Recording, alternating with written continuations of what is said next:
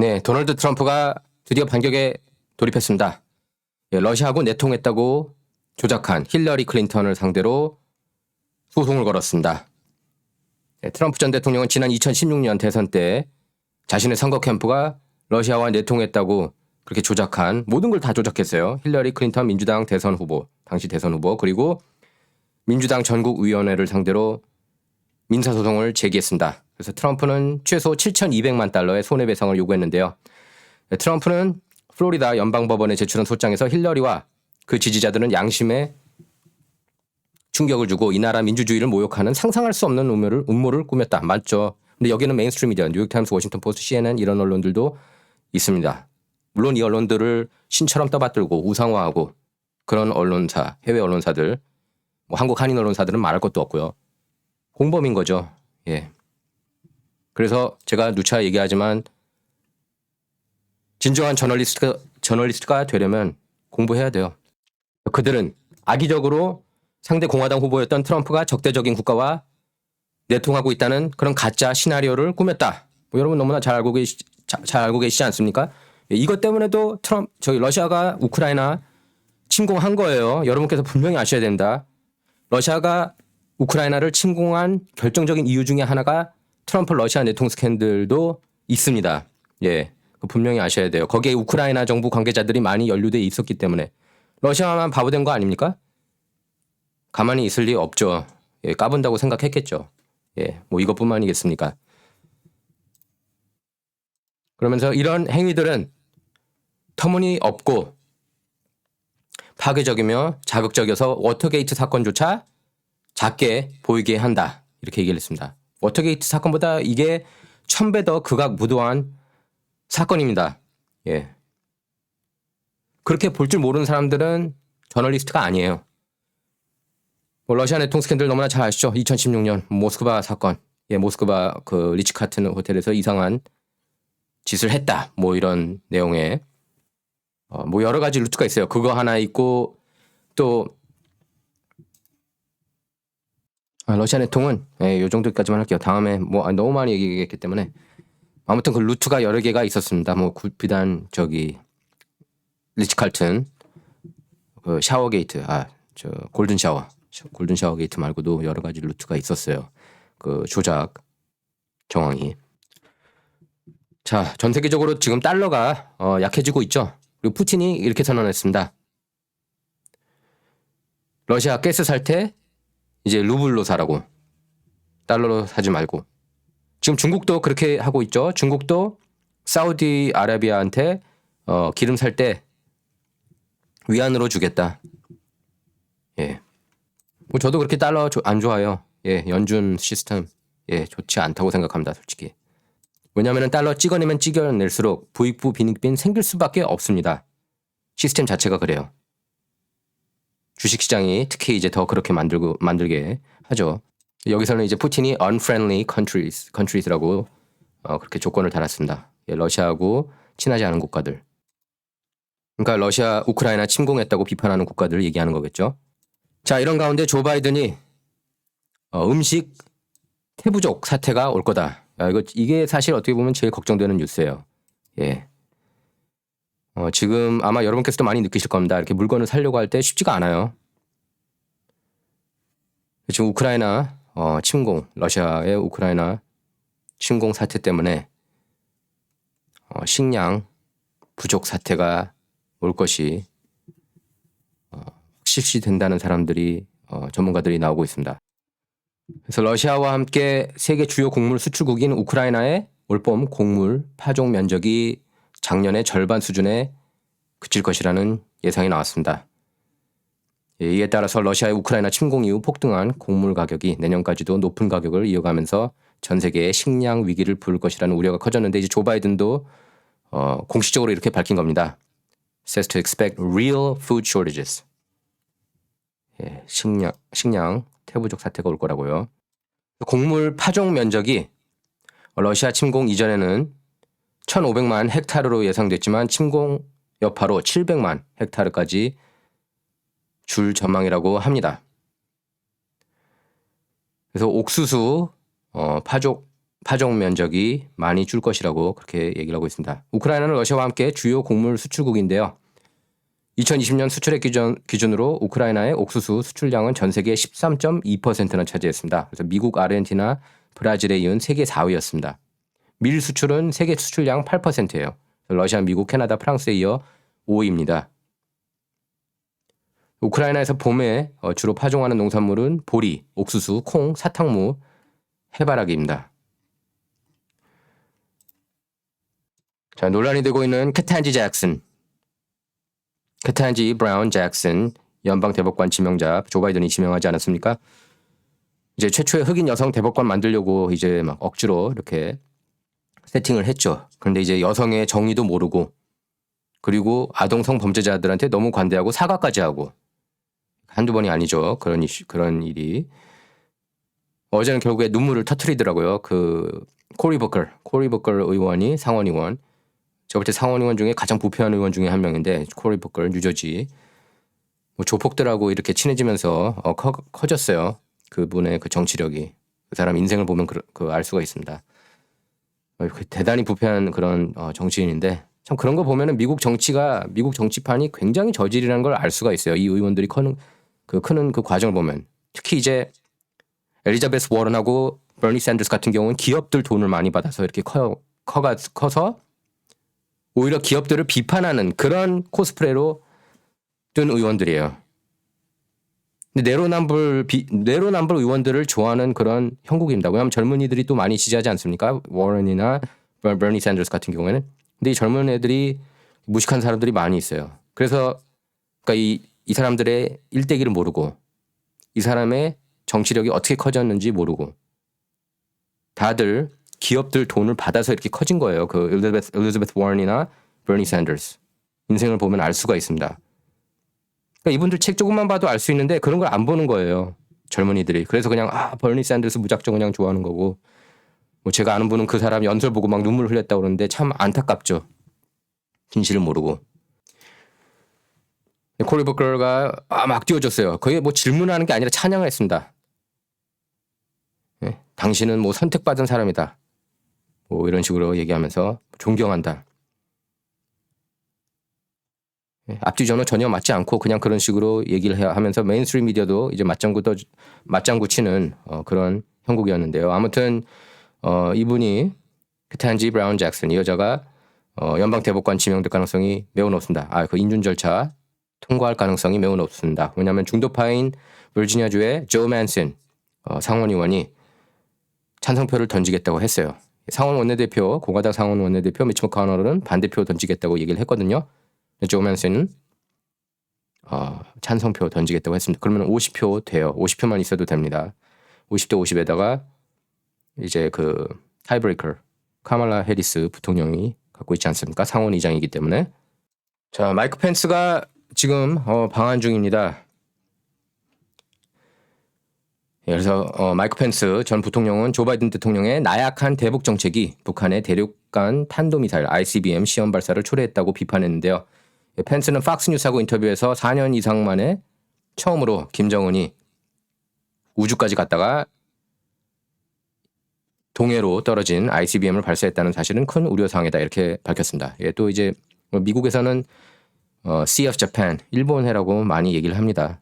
동해라고 하지 않고 그걸 거의 이제 기정사실화 받아들이는 분위기인데요. 이런 것도 좀 고쳐나갈 필요가 있어요. 한국이 좀 더 로비력 키워가지고 동해가 정확한 표현인데 어쨌든 펜스는 도널드 트럼프 행정부에서 이제 부통령으로 활동하면서 대단히 이제 비판 많이 받았죠. 사실 보수 진영으로부터 특히 이제 작년 1월 6일 그 2020년 대통령 승인 과정 왜 반발하지 않았냐 비판이 많았는데 제가 볼 때는 마이크 펜스 같은 그런 기득권 정치인한테 거기에 반발하는 것을 기대하기는 힘듭니다. 이 사람은 기본적으로 기득권 정치인이에요. 참고로 여러분께서 그걸 아셔야 된다. 제가 만난 그 기득권 정치인들 트럼프가 다시 출마하는 거 많이 반대하고 있습니다. 이스태블리시먼트 쪽에서는 특히 이제 오랫동안 의원직을 했거나 그런 사람들을 주위에 두고 있는 사람들은 다 별로 안 좋아해요. 트럼프 아웃사이더라서. 이 사람들도 그냥 줄 서서 이렇게 올라가는 사람들 더 좋아해요. 예. 뭐 어떻게 보면 그게 만사가 그런 것 같아요. 예. 아웃사이더로서는 쉽지가 않습니다. 물론 이제 트럼프도 이제 완전 아웃사이더는 이제 아니죠. 4년 동안 대통령을 했기 때문에 이제 그 2016년 때보다는 훨씬 더 인정을 많이 받고 있습니다. 물론 이제 민주당 대선 후보하고 맞붙으면 다들 이제 트럼프를 찍을 거라고는 얘기를 해요. 자, 펜스가 이렇게 얘기를 했습니다. 한국은 5발의 다른 단거리 미사일 발사로 강력 대응했지만 트럼프 펜스 행정부 때는 이런 일이 멈췄었다는 점을 기억해야 한다. 우리가 김정은에게 맞섰기 때문이다. 우리는 최대 압박 정책을 가했다. 이렇게 밝혔습니다. 예, 실제로 2017년에 트럼프가 북한 치려고 그랬죠.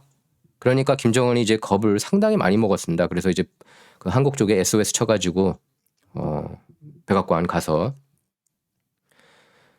그 한국 사절단이요. 그래서 그 미북 정상회담 마련되지 않았습니까? 예, 물론 이제 그건 트럼프가 수락했기 때문에 가능했던 거죠. 그러니까 북한이 그만큼 겁을 냈던 거죠. 트럼프한테. 예, 트럼프는 제가 볼 때 쳤을 거예요. 알바그다디 뭐 이런 테러리스트들 다 그냥 죽여버리지 않습니까? 트럼프가. 민주당 좌파 언론 그리고 좌파 언론에서는 왜 사람 죽였냐. 오히려 왜 영웅이다. 그들은 중동의 영웅인데 아무리 우리가 테러리스트하고 하지만 중동에서는 영웅이다. 그런 사람을 그렇게 함부로 죽여서는 안 된다. 이런 미친 내러티브 가고 있지 않습니까? 뉴욕타 와퍼 CNN 이런 데를 보면. 근데 트럼프 그냥 죽여버렸잖아요. 그죠? 트럼프는 김정은도 쳤을 거예요. 저는 그렇게 봅니다. 2017년에. 만약에 계속 문제 일으킨다, 까분다. 그러면 트럼프는 분명히 쳤을 겁니다. 그래서 김정은도 그걸 안 거예요. 예. 보통 김정은 뭐 이렇게 그 깡패 같은 사람들 그 국제사회에서 뭐 푸틴 뭐 이런 사람들은 힘 앞에서는 무릎 꿇거든요. 예. 그렇게밖에 이게 그 소통이 안 돼요. 이런 사람들은. 어쨌든 그러면서 펜스는 김정은은 우리 행정부가 줄 것이 없다는 점을 깨달았을 때 베트남 하노이와 싱가포르의 역사적 정상회담을 위한 테이블로 나왔다. 4년간 그 어떤 핵실험과 ICBM 시험도 없었다. 강조했습니다. 예, 다 알죠. 이 사실은. 다 알지만 뭐 급진 좌파진 양부. 난 무조건 그래도 민주당이야. 이런 사람들은 이제 어떻게든지 부인하겠죠. 아니야. 그때는 운이 좋아서 안 쐈어. 이런 식으로 합리화하겠죠.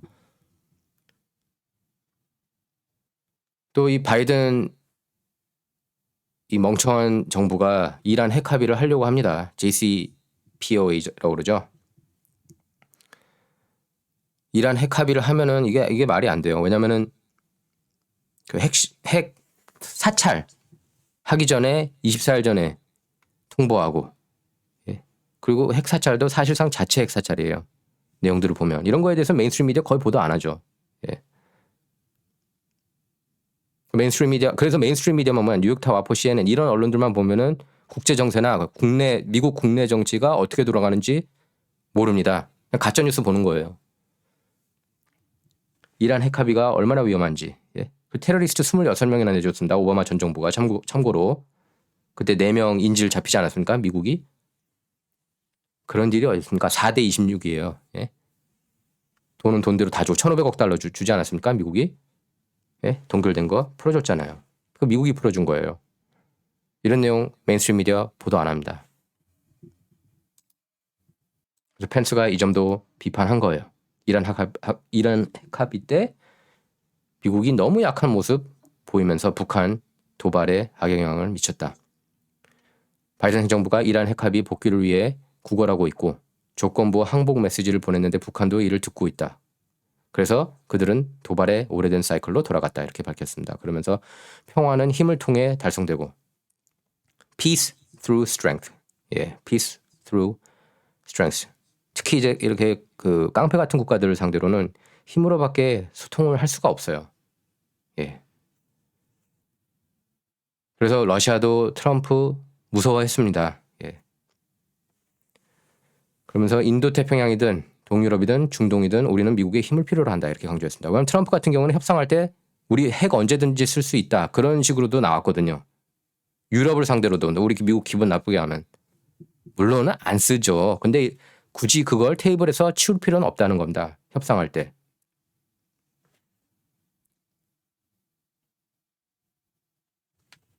근데 뭐 트럼프 성격상 물론 뭐 러시아가 예를 들면 핵을 쐈다 그러면 트럼프가 안 쏘겠습니까? 한 10개는 쏘지. 그 사람 스타일이. 10배로 보복하자는 게 자기 인생 철칙이라고 그러는데. 그래서 제가 볼 때 트럼프가 만약에 2025년 1월 20일에 들어가잖아요. 백악관에. 10배 이상으로 갚을 거라고 봅니다. 그 러시아 내통 스캔들 조작한 사람들부터 이렇게 언론법도 바꿔가지고 그 뉴욕 타임스하고 뉴욕 타임스 vs 설리반 그 케이스도 어떻게 보면 이렇게 그게 만약에 뒤집어진다면 그럼 이제 언론들을 상대로 이제 공격을 할 것으로 봐요. 그걸 많이 기대하고 있죠. 예, 메인스트림 미디어 상대로 이제 본격적으로 공격 들어갈 수도 있다 이런 생각을 하고 있다고 봅니다. 펜스는 북한의 ICBM 발사가 한국 국민을 놀라겠느냐 이 질문에 아니다. 한국 국민들은 매우 강한 사람들이다. 별로 놀라지 않았다. 이렇게 밝혔습니다. 그래서 윤석열 대통령 당선인하고 국회의원을 만났다고 그렇게 얘기를 했습니다. 마이크 펜스가요. 그러면서 나는 그들과 아태평양 나라들의 미국 동맹과 조화를 이루어 러시아를 경제적으로 계속 고립시킬 것을 촉구했다. 이렇게 밝혔습니다. 트럼프의 대러시아 정책들이 러시아를 되게 힘들게 했었어요. 경제적으로 많이 힘들었었습니다. 왜냐하면 미국이 그때 천연자원을 막 펐거든요. 기름 부자였고 천연가스 부자였습니다. 트럼프 정부 때. 그래서 72년 만에 에너지 독립국이 된 거예요. 미국이 전 세계에서 천연자원이 제일 많거든요. 압도적으로 많아요. 근데 이거를 이제 그 민주당 좌파 그리고 특히 이제 환경론자들 뭐 레오나르도 드카프리오 같은 사람들도 뭐 영향 미치고 뭐 엘고어 이런 사람들이 하도 막 기후변화 처음에는 지구온난화 근데 지구온난화가 아니고 갑자기 되게 추워졌거든요. 몇 년은. 그러니까 아니야 그냥 우리 저기 글로벌 워밍 그 얘기 안 쓸게. 그래서 이제 클라이밋 체인지 기후변화 뉴욕타 와포 CNN이 특히 이제 기후변화 좋아하는데 오케이 기후변화 그럼 사람이 기후변화를 일으킨다고 전제하더라도 그걸로 인해서 지금 잃고 있는 게 너무나 많잖아요. 예? 그리고 기후변화 비판할 거면은 중국, 멕시코 이런 국가, 인도 이런 국가들을 비판해야 되는데 이런 국가들은 칭찬해요. 오히려 인간들이 잘한다고 대체에너지. 예? 태양열, 풍력 중국이 제일 잘한다고. 과학자들 만나면 그딴 얘기를 합니다. 예. 제가 시청에서 만나서 그런 얘기하면은 전 대놓고 얘기하죠. 그런 말도 안 되는 얘기하지 말라고. 중국이 세계에서 제일 공해 많이 일으키는데 어떻게 칭찬할 수 있냐고. 아주 거꾸로 돌아가서 세상이 참. 과학자들로서도 근데 저는 이해는 가요. 왜 그런지 아십니까? 기후변화 있어야지만 이 사람들도 계속 펀드를 받아요. 그렇지 않습니까? 기후변화 대처하기 위한 과학자들인데 이 사람들이 기후변화 없다고 해봐요. 그러면은 할 일이 없어지잖아요. 그럼 돈벌이도 없어지는 거고. 자, 오영석의 진정은 좌와 우를 말하는 시간이 아닙니다. 옳고 그름만 논하는 시간입니다. Not about left or right, all about right or wrong입니다. 감사합니다.